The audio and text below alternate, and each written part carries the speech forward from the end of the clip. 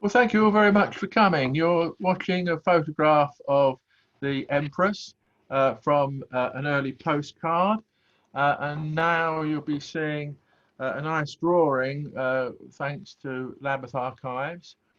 The theatre was designed by Wilson and Long, architects with some form. They designed some previous theatres. They knew what they were doing. Burnley and Grimes were the proprietors who put up the money, and we'll hear a bit more about Burnley later. The building was said to cost, the actual building cost, for 40,000. To give you some comparison, if you inflate that using Bank of England average inflation rates, that's about 5.25 million today. Although, of course, it's a slightly unrealistic comparison. Building costs have gone up by more than average inflation, and you wouldn't build a building of that size and complexity for that today. But it was obviously a substantial investment in Brixton at the time. It was said to seat 1,260 people, and it opened on Boxing Day in 1898. So where was it? I'm going to put up a map, Ordnance Survey map from the 1890s, the Ordnance Survey 20-inch, and E marks the spot. It was built on that corner of Brighton Terrace. For those of you that might know, Brixton, here's Brixton Road, here's Brixton Hill, and so it's just one building back from Brixton Road. And quick tour, because there's one or two places here that will get mentioned in the course of the talk. Almost across the road opposite here, marked a public house. That's the Prince of Wales, and there's a Prince of Wales house there to this day, as you probably know. But things are very different because this big area here, all open, at this time, this was Rush Common. Long lost in the 30s by the road widening and the building line coming forward, leaving us the rather miserable wide, narrow pavement we've got to this day. Over here, we've got the Tate Library, and next to it, this is the entrance to the Brixton Theatre, with the main body of the theatre round the back. There's no Ritzy cinema, of course. That's going to be more than another decade in the coming. Over here, this is the site of Brixton Lambeth Town Hall today, and you see what you've got here are some very grand houses, big carriage entrance here. And number 1 Acre Lane, the grandest of the lot. The last person, last individual recorded as living there was a very distinguished professor of chemistry, and he was Professor Bernays. If we go back to where we started, to Lambeth, to Brighton Terrace, where the Empress was built, you see here Carlton Grove. That's what it was called then, but people will know it's now called Bernays Grove. And just to see what some of this looked like, this is a post 1910 image, obviously, because the Ritzy, as it's called now, is there. But there's the Prince of Wales Hotel called, and there's the entrance to the Brixton Theatre and the theatre round the back. So back to the Empress. What was it like inside? Well, it wasn't like this, because this is a promotion image for a 1968 film. As you can see, Julie Andrews as Gertrude Lawrence supposedly playing the Brixton Music Hall. But this was just a film set, and it was not recorded in the musical. In fact, we found no photos of the inside of the Empress. So we have to rely on descriptions. The South London Press recorded the opening, and interestingly as well, the first music hall in the outer ring of the southwestern suburbs. So this shows you how much London has changed. We're described as the outer ring of the southwestern suburbs at the end of the 19th century. And they give you there the size, the auditorium, 75 by 64 feet, balcony, a gallery, 2 private boxes either side, stage 60 feet by 40 feet. Whether that really means anything to people that haven't got a sort of an architect's mind to envisage it, I don't know. The sort of slightly jumping ahead, I mean, it was very successful, and there are lots and lots of reviews in the early years. And those reviews often just describe the building briefly, and some of the words I picked up: beautiful, handsome, comfortable, lovely and spacious, luxurious, commodious, elegant, you know.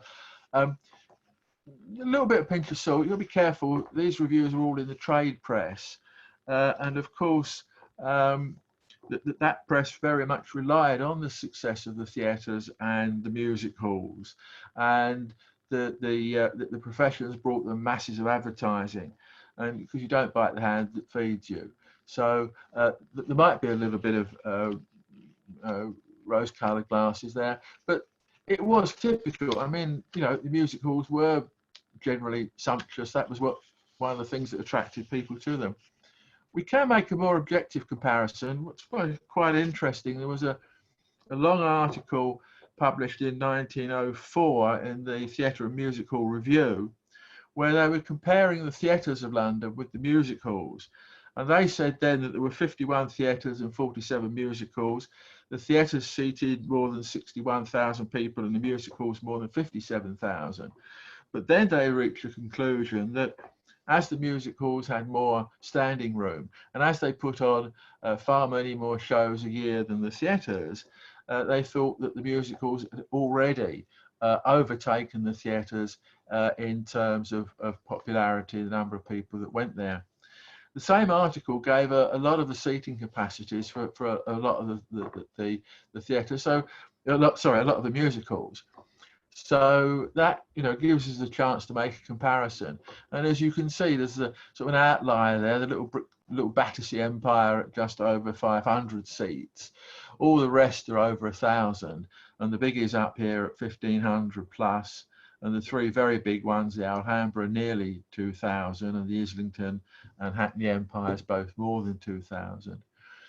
And as an aside, of course, the Hackney Empire was refurbished not that many years ago, and hopefully it will reopen post-COVID. And anyone who hasn't been there, if you want to see what a sumptuous musical venue looked like, it is absolutely fantastic and a place to go. If we just do an arithmetic average, the Empress is a bit under average, but it's there, you know. There's a whole range of music halls in that mid-range of between 1,000 and 1,500 seats. So that gives you some sort of idea of what it was like. Who performed there? Well, the opening night review in the Musical and Theatre paper, one thing it said, hundreds were turned away on the opening night. And the inauguration gives every promise of a highly successful future. There's the names from the programme. I'm not going to read them out. You can see them, I hope. Dare I suggest that I know there will be people on this talk who are very steeped in the music hall. But for those that aren't, I don't think many of these names will be recognised today. I mean, there were huge numbers of performers, and some names we know, we'll remember, or won't remember, but we'll names that we've heard of. But there were so many, and most of them, except perhaps the real aficionados, have been forgotten. But what is interesting here as well is what was on the Edison Thomas moving pictures. Now, this was really the latest thing. The ability to project moving pictures, the technology for that was only developed in the middle of the 1890s. So this really was the latest thing. The Ritzy Cinema was, you know, more than a decade away. But of course, they didn't show what we think of as feature films. They just showed little shorts. In the very next year, in 1899, for instance, they showed a film of the Oxford and Cambridge boat race, and a couple of other films with local connections. An outing of the rats. That's the Grand Order of the Water Rats. And there's an interesting Brixton connection there, because one of their founder members, and indeed their first treasurer, was a well-known musical comedian called Joe Elvin, who lived on Effa Road. And they also showed a film of the annual Music Hall Sports Day, which that date was held in the leafy suburbs of Herne Hill. So there you are. But talking of people that you will have heard of, the very next year, the Carno troupe played there, and certainly showing my age, but the phrase Fred Carno's army was still not at all uncommon when I was being brought up as a saying for chaotic situations. And Dan Leno again is well remembered. And these two blue plaques are quite local. The Fred Carno one in Southall Road, SE5, the Dan Leno one in Akerman Road, Camberwell, just round the corner from the Lambeth archives. When you look at the reviews, I mean, variety is the very word. The range of different things that were put on, and just skimming through what I've noticed: singers, impersonators, comedians, acrobats, jugglers, musicians, dancers, ventriloquists, animal acts. Not just dogs. I mean, one performance had an elephant on stage, and others seals and sea lions. Child performers, many of them, quick change artists, and even wrestlers. They put on the occasional, wrestling prize fight. So there really was, as I say, a lot of variety. And it was very successful. The reviews make that clear, even if they are slightly rose-coloured. Much of the success is put down to the manager, E.V. Page. He must have been an interesting character. I couldn't find a photograph of him or an image of him anywhere. But he'd been a very successful songwriter in the musical business, with at least 100 songs credited to him. And then he'd gone into management and managed the Cambridge in Shoreditch. So he was well known and well respected in the business, which helped obviously no end. And he's mentioned as being, why it was so successful in just about all the early reviews in the press. What was he responsible for? Well, just about everything, really. Getting the acts booked, and typically, 15 to 20 acts a week. Handling problems, this was a funny story, an act not arriving because of the fog. I mean, we've got to remember that the communications were so much more difficult in those days. I mean, there weren't even many people with fixed phones, let alone mobile phones, not dreamt of. And so, one evening it became clear that someone in the second half just wasn't turning up in the foggy night that there was. But fortunately, someone who performed in the first half and had changed out of their stage costume was sitting in the auditorium to see the rest of the show, and he managed to talk him back onto the stage in his civvy clothes, as it were, to do another turn. So you really had to think on your feet as being a musical manager. You also had to help negotiate the regulatory, the licensing minefield. And I'm going to talk a bit about that. It sounds a bit dull, but it really does show a lot about the atmosphere in which they worked and attitudes of the time. Licensing was the responsibility of the LCC. There was no Borough Council of London until formed until the end of the century. At the time that the Empress opened, the local authority was the old vestry system, glorified parish council, rather amateurish and under-resourced. The LCC took over from the never lamented Board of Metropolitan Works, and who was set up to do the big things like sewerage. And the LCC came along in 1888 as a proper elected London-wide authority and took over the licensing from the magistrates. So they issued licenses which had to be renewed every year. You had to get your license renewed every single year for music, dancing and alcohol. And the power to do that was the Disorderly Houses Act of 1751. So, I mean, you're dealing with very out-of-date legislation before you start. So in 1897, Bernays, one of the proprietors, applied for and got a provisional license before the Empress had opened. It was delayed in the opening because there'd been a building strike. But he got his provisional license for, as I say, music, dancing and alcohol. That was fine. So when they were ready to open in '98, he had to go back to get it renewed. And that, again, didn't appear to be a problem. The Theatres and Music Halls Committee of the LCC renewed his licence for the whole thing. But it turned out that actually their renewal was merely a recommendation to the full authority, the full council meeting. And normally this all went through on the nod, but that year it didn't. Somebody raised an objection and there was a debate, and they renewed the license, but with the condition that no alcohol was to be sold in the theatre. And this was the first time such a condition had been imposed. All the previous licenses that they granted to music halls had alcohol licenses with them. The excuses were that they were getting concerned about the growing number of music halls, and there was clearly a sort of a prejudice. You know, this is low forms of entertainment, this is poor entertainment, and so there was a clear prejudice against musicals in certain quarters, and there was very much a temperance feel to this as well. The Empress wasn't singled out. All the new licenses at this period and from this date were also granted minus an alcohol license. For instance, the Grand at Clapham Junction, people may know, the building is still there. That was in the same boat as the Empress.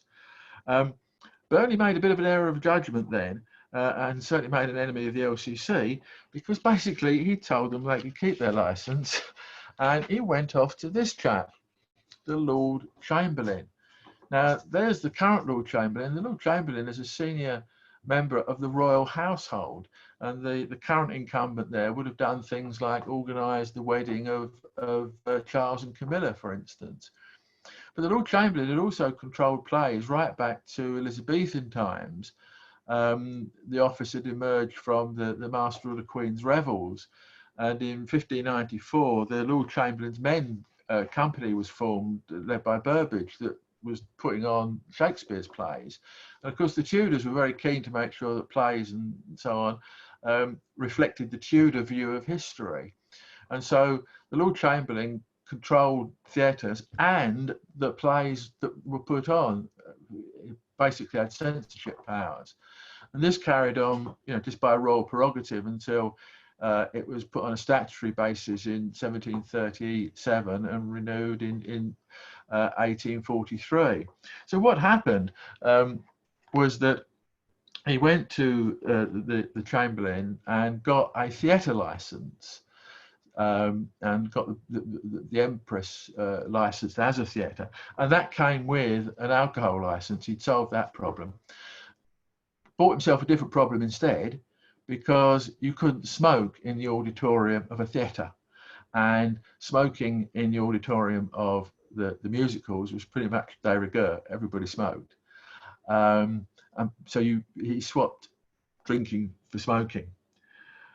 That certainly wasn't the end of his problem. As I say, the LCC didn't take this lying down, and they sent someone in to see what was going on after a while.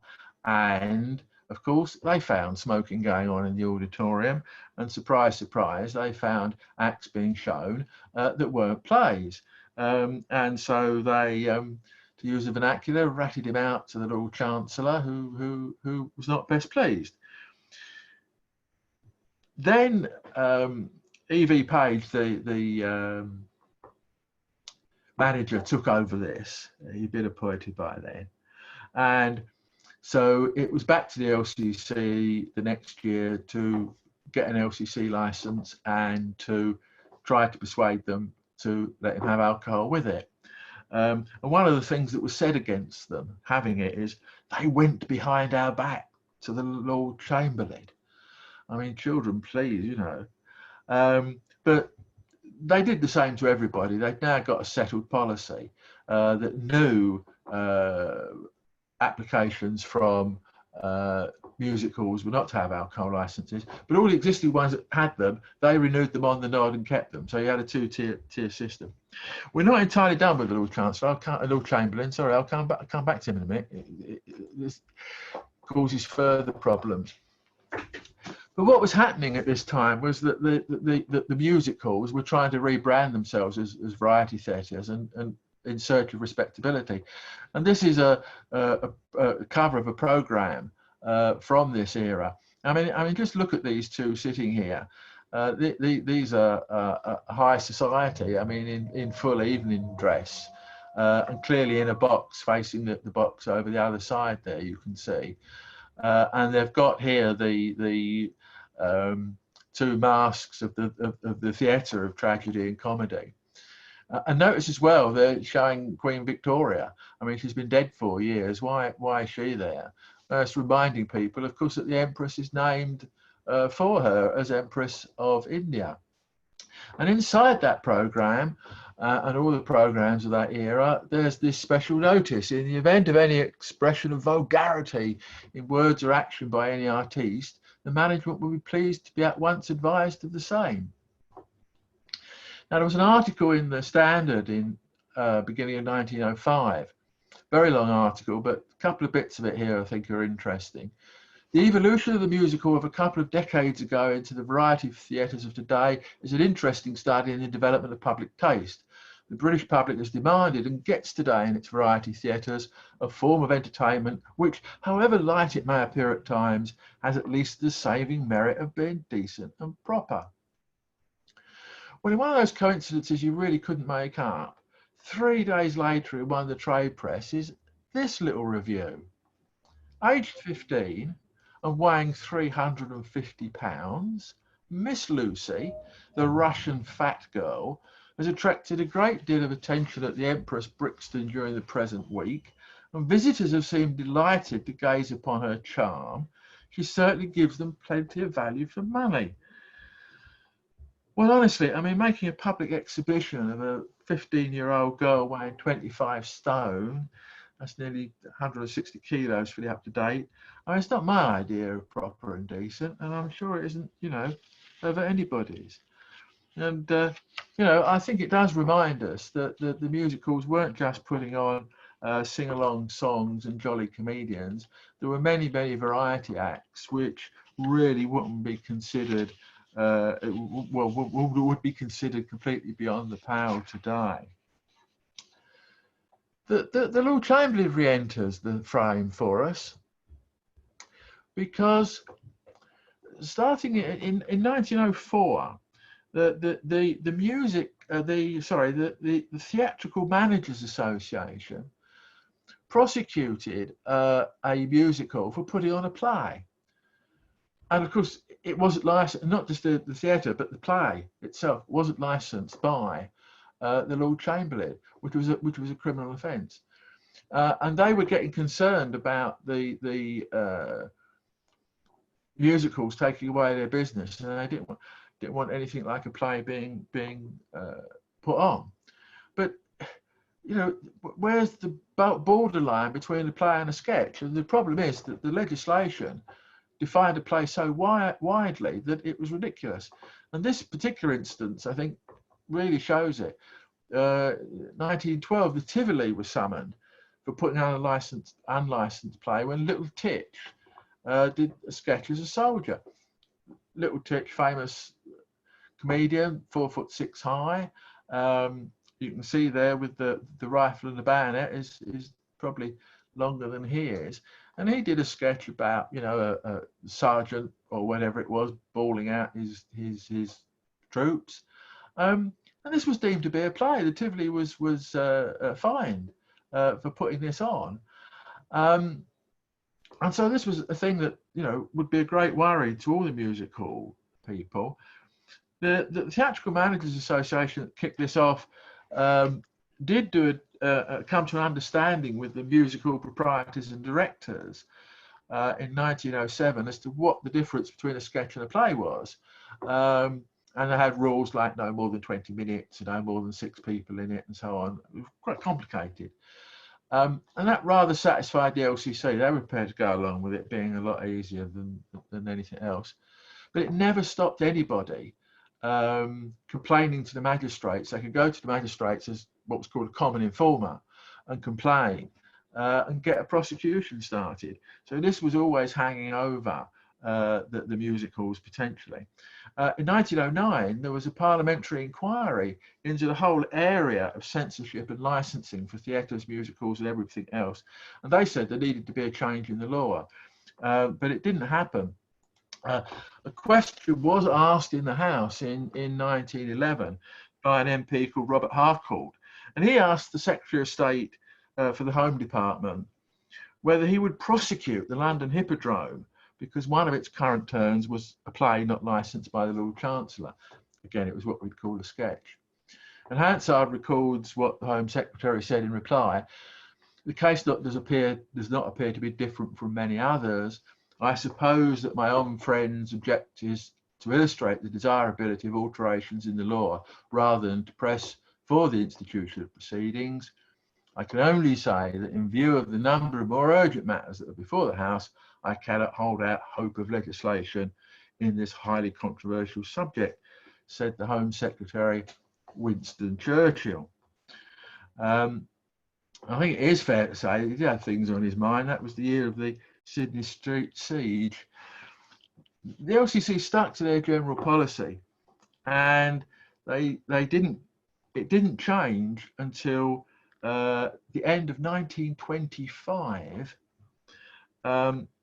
which followed a significant change in the makeup of the LCC in the earlier elections that year. And still the law hadn't been updated, but from there on, they did start giving alcohol licenses, including to the Empress. Not totally done with regulation. There's a programme from the Brixton Theatre, of course, a proper theatre, licensed by the Lord Chamberlain. But what they're putting on here is a musical comedy, but a transfer from the Shaftesbury Theatre in the West End. But what's this nonsense at the bottom here on their programme? You can now buy chocolates and cigarettes after 9 o'clock. Well, that was the Shops Act. Until it was amended in 1928, shops selling that sort of thing couldn't stay open after 9 o'clock. Well, a theatre and a music hall, are they shops? Cue another court case. Yes, it was held they were caught by the Shops Act. So, I mean, just to sum up, for the first quarter of a century, going to the Empress, to your experience of the Empress, you could sit and smoke yourself to death, but if you fancied a beer, the only way of having one was rushing across the road to the Prince of Wales. You weren't supposed to see anything that wasn't considered, that might possibly be called a play, but anything you did see shouldn't be bawdy, but should be, you know, proper and decent, whatever that meant. And if you ran out of cigarettes and chocolates at 9 o'clock, tough. And some people today say we've got a nanny state with too much regulation. Sue last week mentioned, I'm talking about, you know, some of the problems that the manager faced. Sue last week mentioned the pressures on performers. Here's a young lady, 29 at the time. In 1904, she took a fellow performer, Katie Lawrence, to court because she said that Katie was using one of her songs, "Oh Charlie, Come to Me." I obviously don't know the merits of this, and you wouldn't find out the merits from the court case because the judge was profoundly disinterested in it. He clearly thought it was beneath him to intervene in this. He actually commented, you know, he didn't understand why anybody went to the music halls, and, you know, basically you call this a song. So he just dismissed the case. On Friday the 20th of May 1904, Gracie performed at the Empress. And the reports are slightly varying in terms of the order of events, how they happened, but she was performing at the Empress and she was going to sing what she regarded, despite that court case, as her song. But the manager wouldn't have it. He dropped the curtain on it because he was obviously worried about being sued. at the end of the evening, she went off with friends to the Feathers pub at Waterloo Bridge Road. Probably had one or two. And it was reported that she left the pub suddenly sometime after midnight. And they were a bit concerned. As well they might be, because she threw herself into the Thames.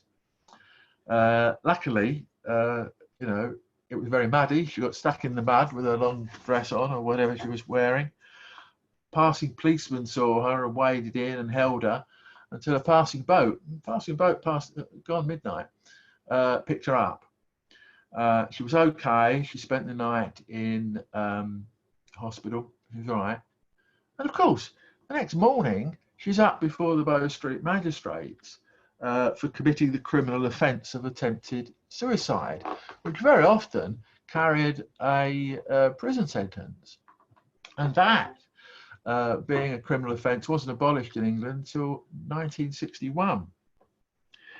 Anyway, luckily she got a paternalistic magistrate who, when he heard the full story, why it had all happened, said to her, "Now promise me you won't do anything so foolish again." And when she promised, he simply bound her over to keep the peace. So that wasn't too bad. But it didn't end well for the other lady, Katie Lawrence, either. This got massive publicity. I found it reported in local papers as far away as Dundee and Derry. Next time Katie went on stage, she got booed off because people obviously blamed her for causing a fellow performer to attempt suicide. So perhaps an extreme case, but a very precarious profession. Hand to mouth, you're as good as your last performance, aren't you? And so it just shows what life was like then. Moving swiftly on, in 1930, the Empress was bought by an outfit called Variety Theatres Consolidated. A bit of a mouthful, but you can see in the bottom right-hand corner of their programme there, the logo, and they set about a complete remodelling, including, of course, the programmes. Here's the work going on. Photo thanks to Lambeth Archives, and they completely remodelled the building in an Art Deco style.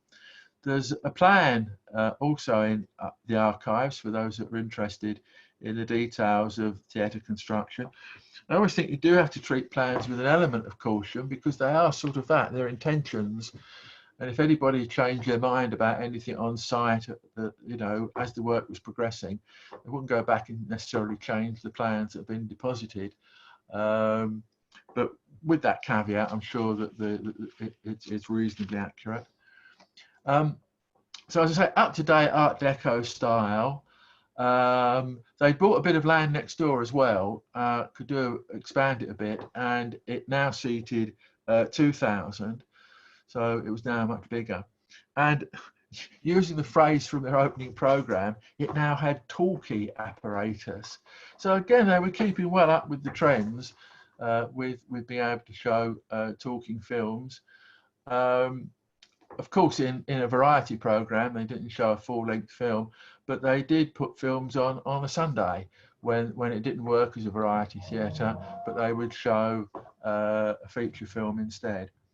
It obviously closed for this amount of work being done, reopening on the 19th of October 1931. They had no trouble still attracting the top names of the day. Here's a programme you can see from 1932, excuse me, with Gracie Fields on the bill, and this was the year after Gracie's film Sally in Our Alley was a massive major box office hit, with of course her famous song Sally.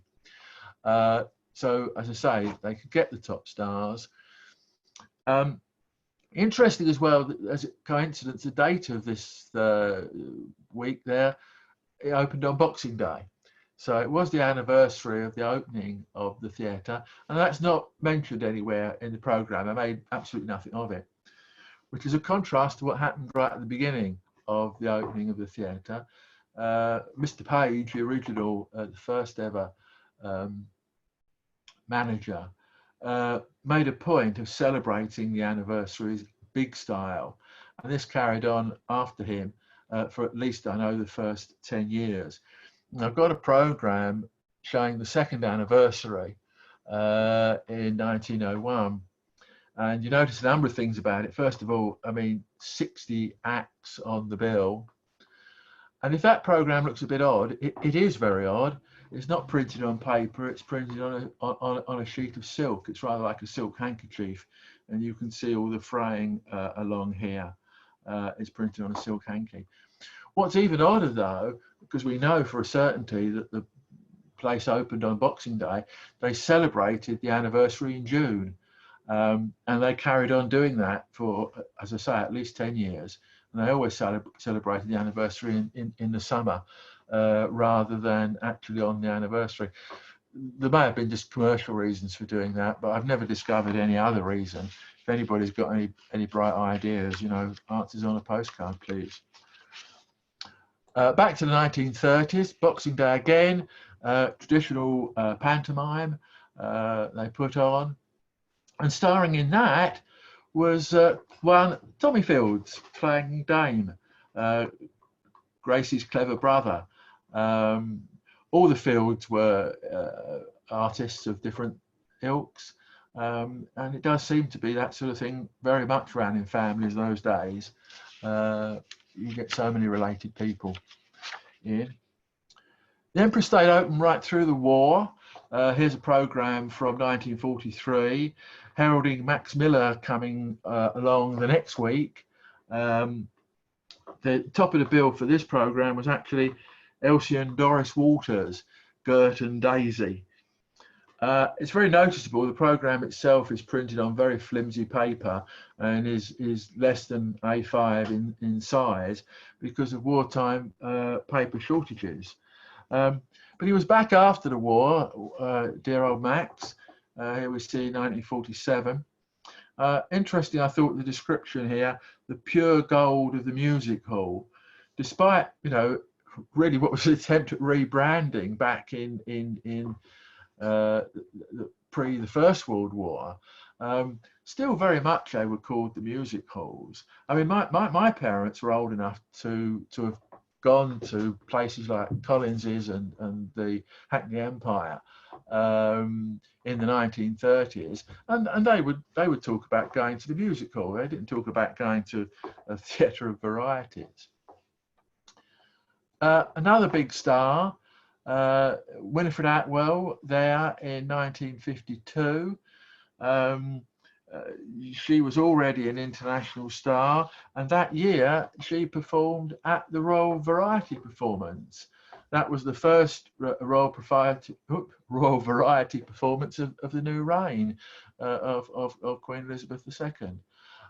She performed there, but particularly mentioned her because she's got an interesting Brixton connection. When she was told that there were no hairdressers catering to black women, she opened one in Rowton Road. It didn't last, and as people probably know, in 1957, the Empress was turned into a Granada cinema. And this photograph shows the opening, the reopening night on the 5th of February 57.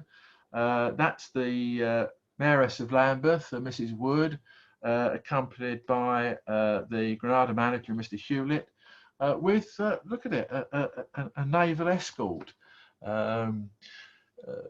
Their Naval Guard of Honour, I suppose, when the Granada cinema opened, or it reopened as a Granada. So that was the end of Variety. Well, actually, not quite. At least in 1964, they tried a bit of a revival. Thanks for the memory. There was a couple of weeks of this that I certainly know about. As you can see, the Granada Brixton putting on a bit of a show. and again the traditional pantomime. I won't ask who's as old as me that could remember Joe Brown and the Brothers, but there you see them doing a panto. And I get a slight impression by now it's almost starting to get desperate. In '66, they put on wrestling. I mean, this by now was very much on the television, I think. They put on professional wrestling on Saturdays, certainly extensively through 1966. But it didn't last. The place was turned into a bingo hall, and even that then folded.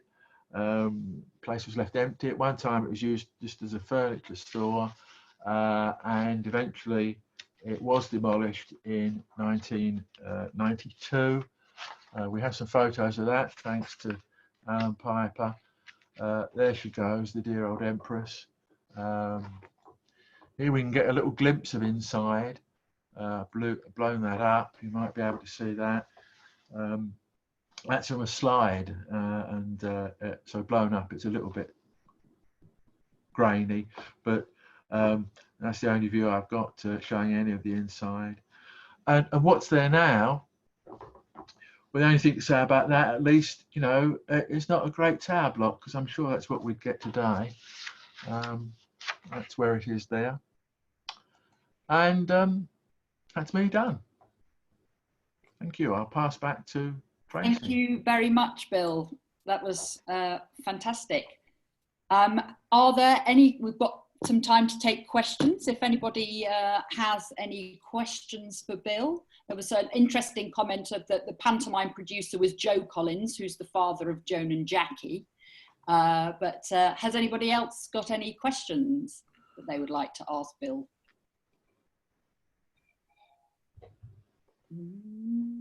Okay. There is actually, someone did share a photograph of inside the theatre as well, which was... Have they? Yeah. Ah, I've not seen that. When you say they shared, where was that? It's on a link in the chat. Oh, right. Fantastic. Yes, so that's and I think this is the thing as well, that, you know, we're all collecting and sharing, and you can never come across absolutely everything when you're doing your initial research. So this is what we want, is people to share what they're finding. So that's, there are images of the Brixton Theatre. There are definitely images of the Brixton Theatre, even postcard images, but I've not been able to find anything of the Empress. Yeah. Well, how long did Brixton Theatre last for? So it was opened in 1898. Oh, the Brixton Theatre. The Brixton Theatre, that was bombed in the war. Okay. I might have mentioned that on the way through. I should have done. The auditorium was hit. The bit behind the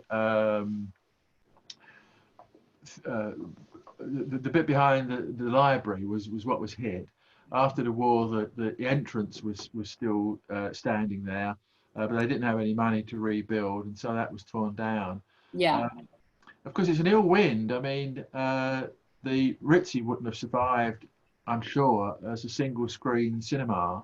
And of course, the gap between the library and the Ritzy, that was then with taking down the theatre entrance, gave them the room later on to expand as the Ritzy is now, and as a 5-screen show.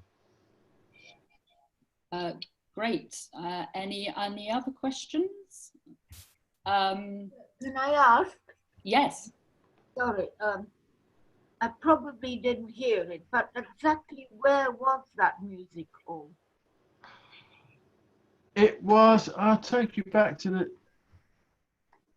It was more or less on the corner of the street behind Morley's department store. Yeah, it's a little bit along from Morley's. It's on the corner of Brighton Terrace and Bernays Grove today.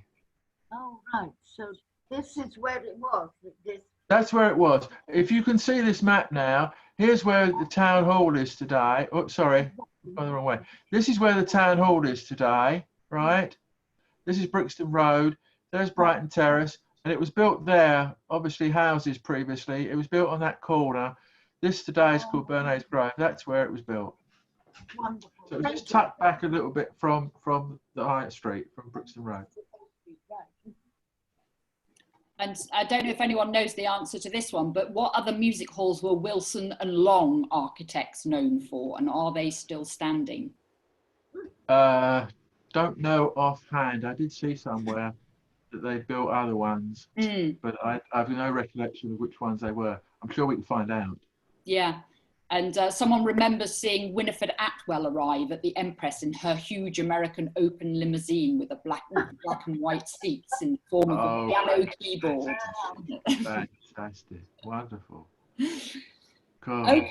Okay. So that's great when people share those memories like that as well. Yeah. And I posted the talk on the memories of Brixton and Stockwell Facebook group, and lots of people remembered Joe Brown and going to see people. And one lady whose grandmother was the cleaning lady there remembered going and playing on the stage and pretending to perform on a Saturday morning.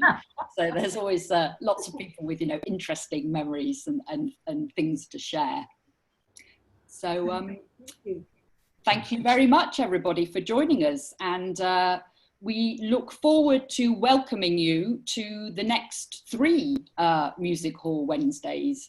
So next week, on the 16th, there's Christine and myself will be talking about Glenshaw Mansions on Brixton Road and the interesting people that we found there and how we've actually gone about finding all these interesting stories, because it actually takes quite a lot of detective work.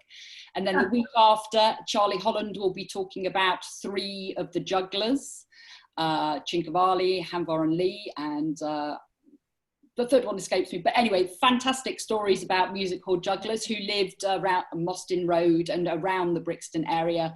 And then the final week on the 30th, we're looking at international music hall, the connections that Brixton had internationally, because a lot of these music hall performers travelled all around the world. So there'll be a panel discussion on the 30th. So do join us for the next 3 Wednesdays. And thank you very much for joining us this evening. Thank you.